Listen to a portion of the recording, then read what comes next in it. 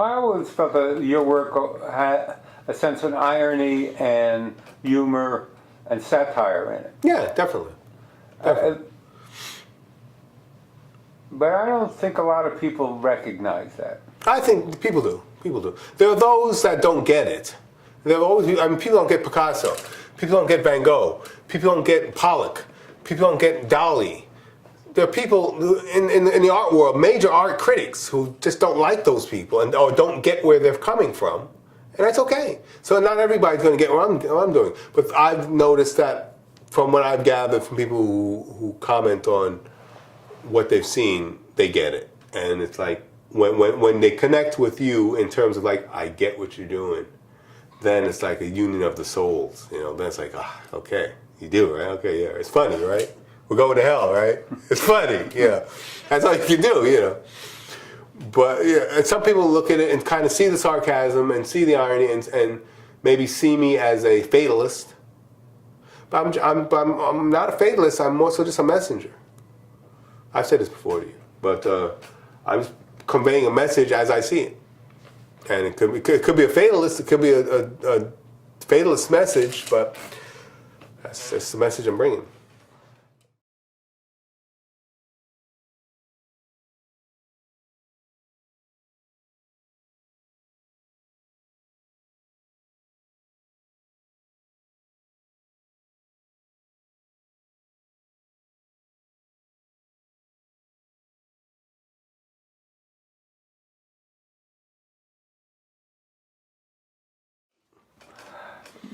Talk to me a little bit about humor.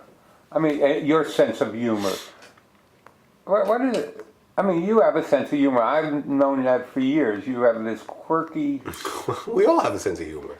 But what is humor to you? I don't know. I can't answer that question. I don't know. That's not for me to answer. That's not for me to answer. I'd like to see the humor in everything. I feel like if you don't laugh at it, you'll cry. That's how I look at my life. I have to laugh at it because it's very tragic. It's terrible. And it's still tragic. But it's a tragedy, but you have to laugh at it. You have to laugh at it because if you don't, you'll just get depressed and cry, and no one wants to be around that kind of person. I know I don't want to be around that kind of person. I don't want to be that kind of person. I don't want to be the guy who's crying at the party. Or sitting in the corner, oh, there's a fucked up party. The beer is flat. The wine is cheap. The bitches are all ugly. It's a fucked up party. I don't want to be that guy.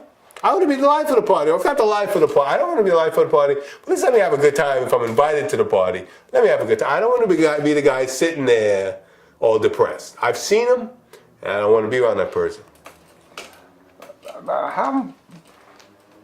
This is kind of a touchy question for me. That how much did humor play in your kind of healing from your circumstances?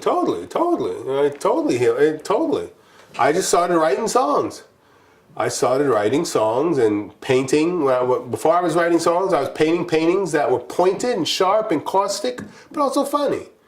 I thought they were funny. They helped me laugh. It was dark humor, but they helped me get through my situation. It started by painting paintings of administrators who were fucking me over. And the only way I could get back at them fucking me over was to paint a painting of them as a Nazi, or as a mammy holding a tray, or as a Hasidic monkey, as any number. I mean, that's all I had. That's all I had.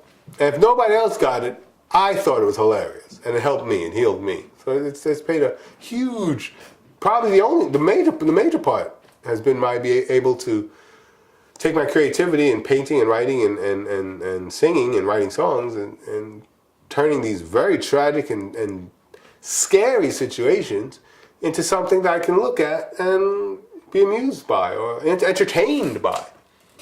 Sometimes entertainment isn't laughing. Horror movies aren't funny, but they're entertaining. I love to watch them. You get a nice little chill. That's scary. That's entertainment. That's all. It's all. I'm an entertainer. I'm my father's son. I'm an entertainer. I'm the royal fool. And the royal fool is the only one in the corner of the king who can tell the truth and get away with it. So. And the horror stories and science fiction and the comics and all this stuff as a kid. How did that play out in your life?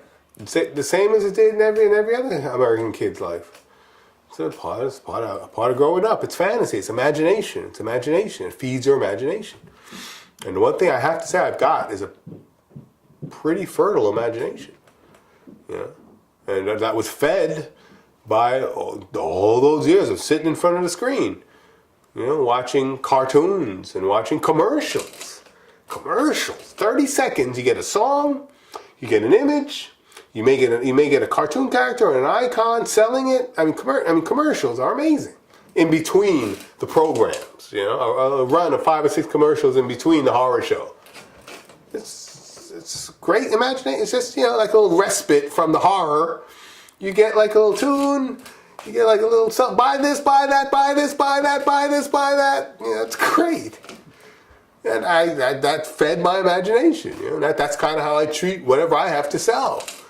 That same way. You get the horror story, then you got the pop song, and then you got everything in between. It's what I do.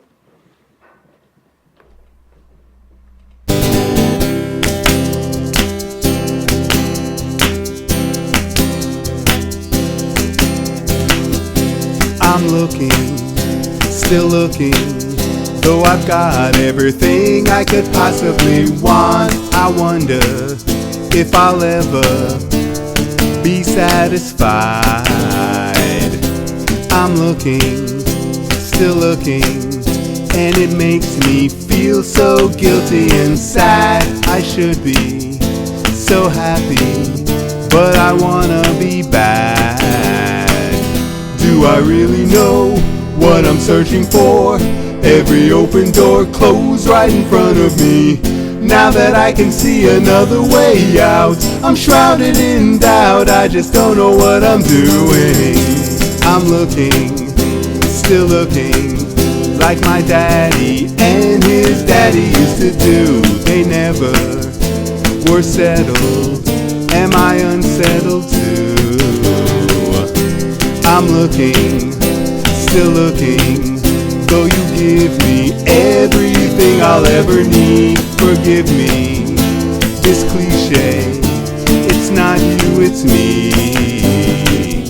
Working on my issues night and day, using music, poetry, and pain. Maybe one day I will break the chain, tame the raging beast that shares my name.